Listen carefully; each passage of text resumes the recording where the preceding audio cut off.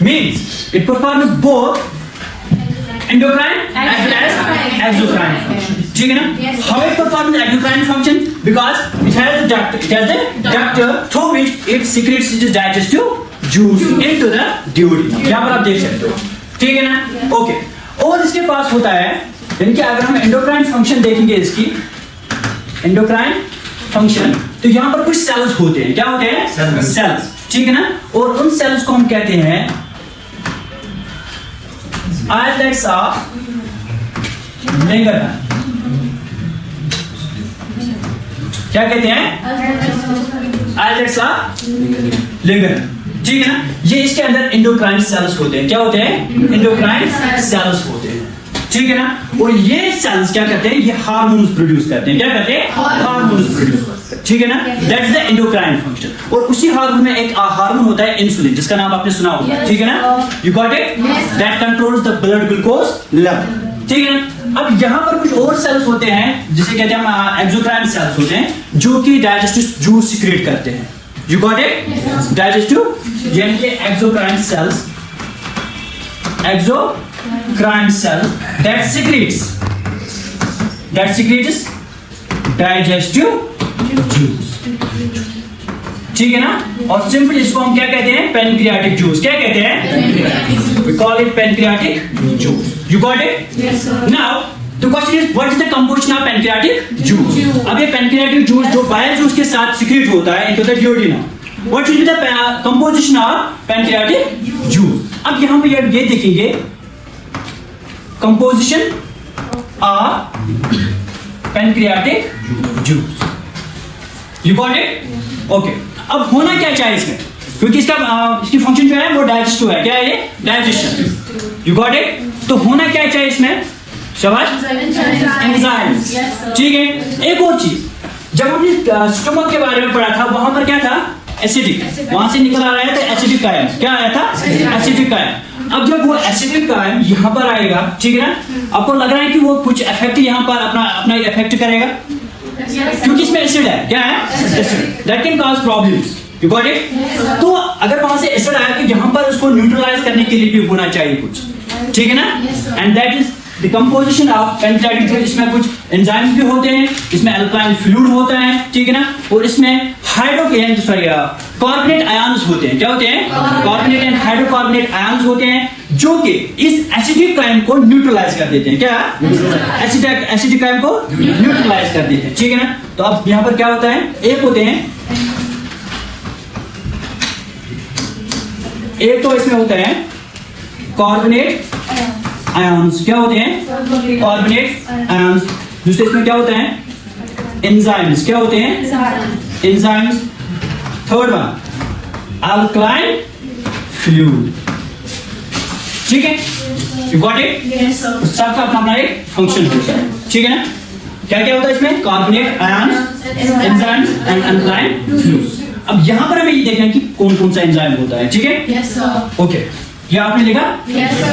Okay. Next,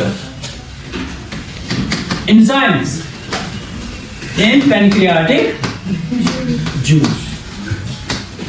ठीक है? Now हमने बकल केवी देखी थी, वहां पर कार्बोहाइड्रेट एंजाइम्स थे. That was amylase. फिर हम स्टोमक में आ गए, वहां पर हमने प्रोटीनशियस एंजाइम देखे थे. ठीक है ना? That was pepsin and renin. अब यहाँ पर इसके बाद हमने देखा था इंटेस्टाइन में हमने बहुत सारे एंजाइम्स देखे थे. कार्बोहाइड्रेट भी, ठीक है ना? लिपिड एंजाइम्स भी एंड प्रोटीन एंजाइम. ठीक है ना? और अब यहाँ पर हम देखते हैं पैनक्रियाटिक जूस में क्या कौन कौन से एंजाइम्स होते हैं. एक तो होता है इसमें ट्रिप्सिन, और ये होता है इनएक्टिव. क्या होता है? इनएक्टिव. इसे कहते हैं ट्रिप्सिनोजन. क्या कहते हैं? ट्रिप्सिनोजन. ये इनएक्टिव होता है. क्या होता है? इनएक्टिव. ठीक है? जैसे कि हमने पैप्सिनोजन देखा था, वो भी काइमोट्रिप्सिनोजन. काइमोट्रिप्सिनोजन. ये भी क्या है? इनएक्टिव. क्या है ये? इनएक्टिव. ठीक है? Next, pancreatic lipase. ठीक है ना? अब यहां पर पैनक्रियाटिक लाइपेज आ गया, तो आपको समझ में आया होगा कि ये किस लिए होगा, है ना? लाइपेज एंजाइम ना तो ये पता है, और एच सेल की प्रेजेंस में लाइपेज काम नहीं करेगा, ठीक है ना। Next pancreatic amylase, pancreatic amylase, ठीक है ना, जो भी कार्बोहाइड्रेट जो भी स्टार्च बचा होगा वो इसको भी डाइजेस्ट करेगा, ठीक है। ओके, तो these are some useful enzymes in pancreatic juice, ठीक है ना। और भी हैं कुछ अमाइनो पैप्टिडेज, ठीक है ना। ओके, तो these are some useful enzyme in pancreatic juice. अब यहाँ पर देखते हैं इसके फंक्शन, ठीक है ना। तो पहला हमें क्या करना है, ये जो ट्रिप्सिनोजन है ये भी एक प्रोटीनशियस एंजाइम है। क्या ये प्रोटीन, इट डाइजेस्ट्स प्रोटीन। क्या करता है ये प्रोटीन को डाइजेस्ट करता है, ठीक है ना। अब यहाँ पर हमें ये देखना है, पहले हमें इनएक्टिव से एक्टिव बनाना है, ठीक है ना। अब वो कौन करेगा, देखो जो ट्रिप्सिनोजन होता है, वेट, जो ट्रिप्सिनोजन होता है इसको कन्वर्ट कर देते हैं ट्रिप्सिन में, ट्रिप्सिन, ठीक है ना। ओके, अब यहां पर इसको कन्वर्ट कौन करेगा, हमने इंटेस्टाइनल जूस पढ़ा था ना, इंटेस्टाइनल जूस, वहां पर हमने एक एंजाइम देखा था, ये वाला मैंने आपको बताया था कि मैं आपको एक टाइम आने पर बताऊंगा कि इंटेरोकाइनेज क्या है। इंटेरोकाइनेज, ये इंटेरोकाइनेज एक ऐसा एंजाइम है जो कि यहाँ पर ट्रिप्सिनोजन को कन्वर्ट करेगा ट्रिप्सिन में, यानी कि एक्टिवेट करेगा। वहां पर हमने पेप्सिनोजन को कन्वर्ट किया था पेप्सिन में, and that was done by H. Now here this enterokinase will convert trypsinogen into trypsin, you got it. Okay, so trypsinogen को एक्टिवेट करेगा इंटेरोकाइनेज